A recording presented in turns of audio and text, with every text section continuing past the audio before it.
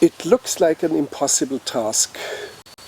1 year and you have been into building yourself, and you know you are in a situation where there is more bureaucracy than in other countries. I mean, worse.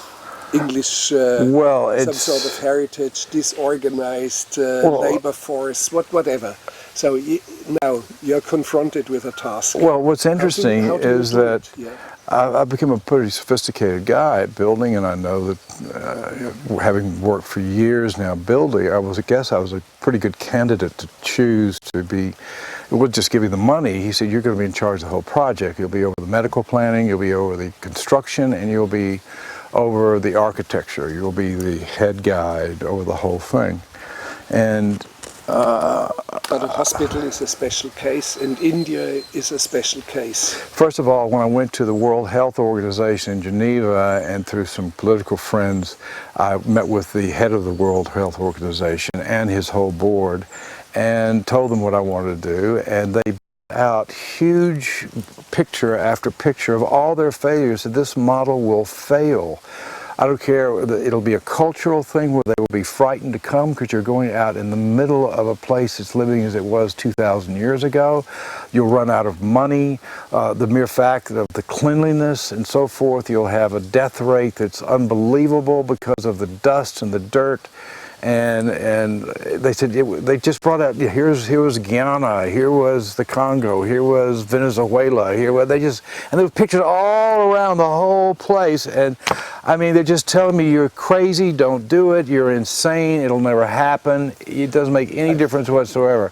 I've seen a similar thing and filmed it in Kenya, Flying Doctors of East Africa. They brought a mobile unit into the bush for Maasai tribesmen, and there was a X-ray station in it, all really sophisticated.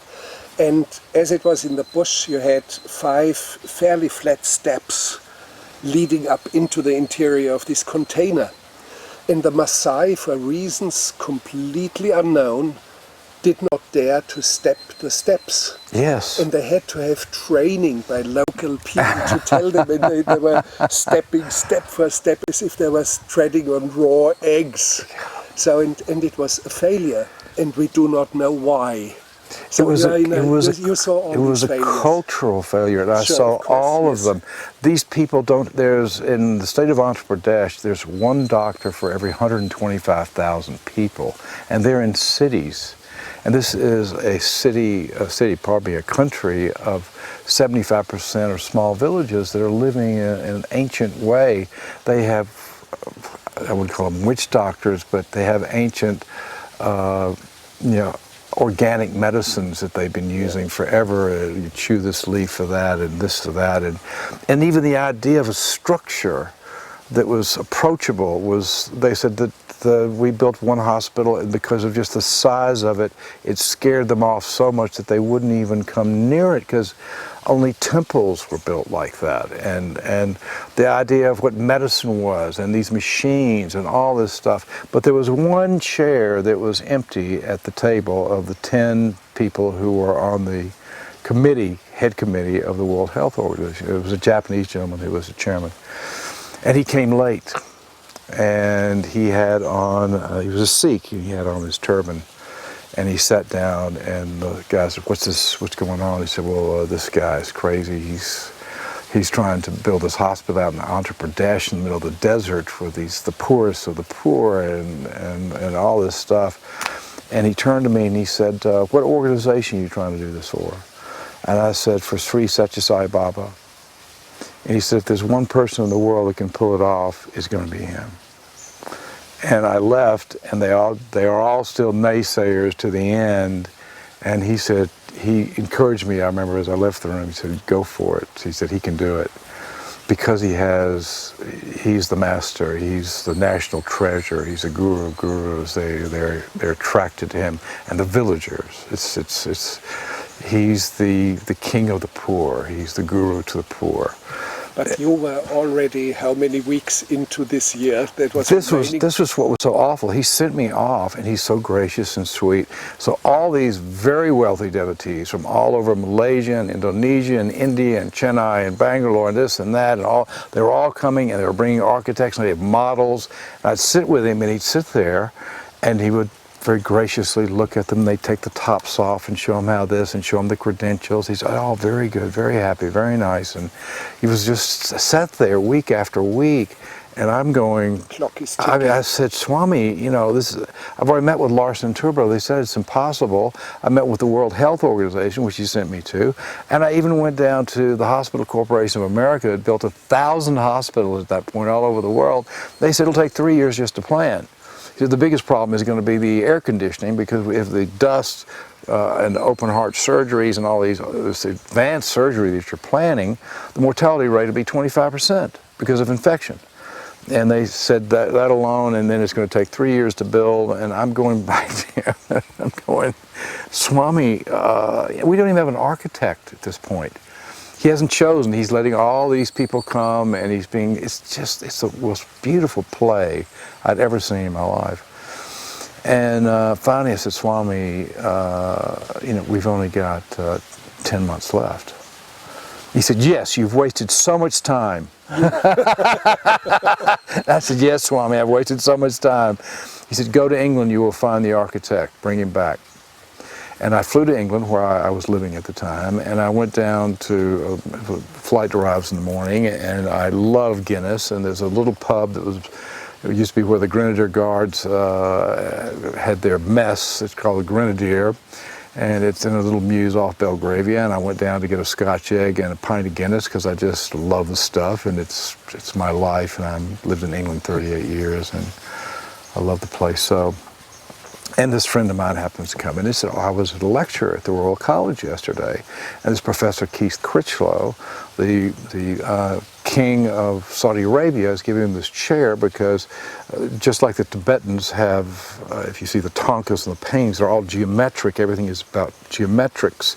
And the same thing with the Muslim race. They're almost vortexes into other dimensions, or it's all based on geometry. They say that God exists or in this dimension in 3 ways: sound, light, and geometry.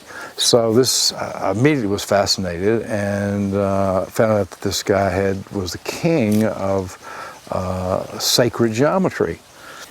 And so I went over to his office, and at the Royal College, and immediately after, I think, my 3rd pint of Guinness, and I met this man. He was beautiful, and I'm going to give you a tape of his. You won't believe how important this man discovers. Sai Baba actually said his 3rd eye was open.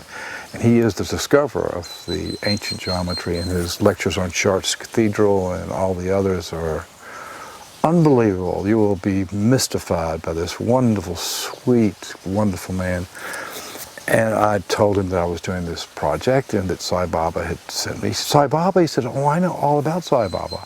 He said, in fact, I just did Krishnamurti's ashram in India just recently.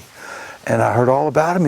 He said, well, he needs an architect. Will you come with me tomorrow to India and meet Sai Baba? He says, yes, of course. And we got on a plane, we came over here, and Baba immediately called us in and started giving him instructions. He didn't even say, you're the one. He just said, no, this is the way it's going to be, and you do this, and da-da-da. And I got the Hospital Corp. They have an English division. They were doing all the medical planning. Larsen Turbo, we were the biggest builders now in Asia, and we're the biggest builders here at this time. We're just coming up. Do the building work. We had 2,000 men a shift. We did day and night shifts. And the plans were coming. This is called a design-build job. That meant that you designed it as you were building it. And we were 2 days away. On the run. On the run. I mean, we didn't know what we were going to build in 2 days because we didn't have any plans. Because the medical plans are so very, very complex and important. Then you've got this sacred geometrist that says, no, no, no, no, no, it has to be like this and it has to be like that. And then you've got these builders, and you're out in the middle of India, and you've got 2,000 workers who are getting paid 50 cents a day, and lights up at night that aren't quite wonderful. Why someone wasn't killed, I don't know.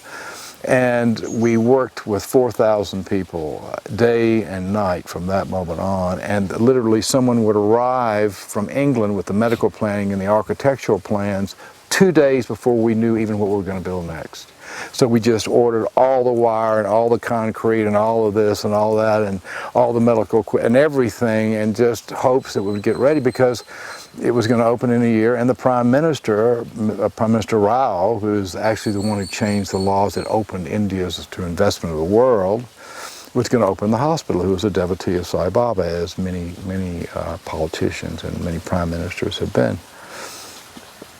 And Mr. Ramakrishna, who was the vice chairman of Larsen & Toubro, the two of us were working like dogs, and we just looked at each other. From my experience and her experience, we were going, this is just not going to happen.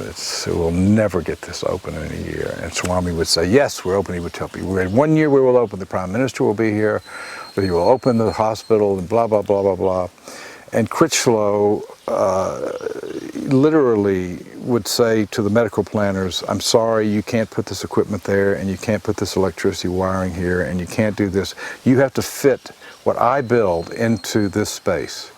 And that is actually built on sacred geometry, which we can go into, and I'll let you, when you read about Mr. Critchlow and see this, you'll go, oh my Let's God. bypass that one. Yeah, that's a 5-hour conversation. So Critchlow, I said, let's get the facade up first, because we know the Prime Minister coming. So we got the facade up, and you know, the interior was at least another year away, and we were 6 weeks from when it was supposed to open, to get everything done, and all the wings and all the operating rooms and all the wiring and all the air conditioning and Swami also said on the opening day we will have not one but 2 open heart surgeries on the first day that we open.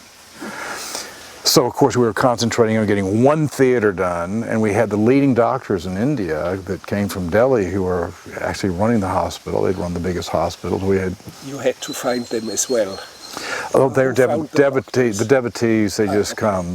Sai Baba has hundreds of millions of devotees and Indians. He can call anybody and they arrive the next day. It's just the way it goes around here.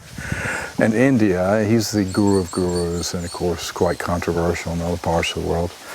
But anyway, we're just looking at each other and said, we've got to go tell him that it's not going to happen.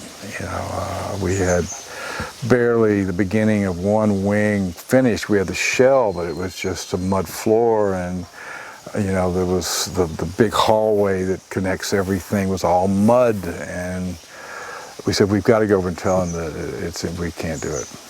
And we look up, we've just been talking about it, and here he comes in his car, and he hops out, and big smile, and he said, the Prime Minister's coming in 6 weeks. Yes, Swami, we know. We said, we're opening the hospital, and said, we're going to do 2 operations. Yes, Swami, we know. He said, let me show you where the Prime Minister will walk. And he said, first he will come into the big dome, and that's where all of the VIPs and the governors and the this and all and so forth, and the industrialists and all this VIP crowd will be. Then we will walk out this doorway into this hallway. We will then go into the big hall, which is all mud, and we will turn left, and we will go up these steps, and we will go into the first bay of the cardiac wing, which has the beds in it, there were like bays like this. He said, we'll then take the Prime Minister into the operating theater. He will see the first operation begin. He will then come back exactly the same way, and we'll go out and get in his helicopter and leave. So he told us exactly what we had to finish by the time the Prime Minister came. So I mean, we were that morning putting marble floors down in the big dome on top of mud, which had to go and take up later and put concrete down. We finished the little hallway, we finished the steps, we finished the operating theater, we put up big tarps around the other so you couldn't see that actually the hospital wasn't finished at all. And the Prime Minister came, and it was a big ceremony and a big greeting and so forth, and Sai Baba took him exactly on the route, and it looked as if it was absolutely functioning. There were people in the beds, they were waiting for the operations, the doctors were there, everything was done. And there were 2 open heart surgeries yes, that day. Yes. So it was functioning in a limited way. It's from that day on, they continued the operations, and I'll be damned those 2 people are still alive, because there was more dust in that place than you could shake a stick at. And the mortality rate, I think you've read some of it's now 18 years later. Millions of people have been through this hospital, all poor primarily, but even the great devotees who have wealth because of their belief in Sai Baba have their operations here. The finest doctors in India are here. The finest doctors who are devotees from around the world come here and bring their whole operating teams, and we'll spend 6 months working here. There's a beautiful man from St. Louis, and there's another group out of England, and there's another group out of here and there. And it is absolutely free. The operations are all high-end operations. They would cost you somewhere around $250,000, $300,000 to have one of these operations in the United States: open heart surgery, bypass surgery, putting plinths in, doing all these different things just in the heart division. And then they went on to open urology and a urology wing where they do all kinds of transplants and liver and gallbladder and all that sort of thing. And he did it in stages. He made sure that everything was running properly, and then he'd open the next department, and the next department, and the next. And it's a miracle, especially if I was sitting with the table of all the men at the World Health Organization. Here it is 18 years later. This town was always famous for being the home of Sai Baba. It's now just as famous for being the only operating high-end free hospital that exists in the world.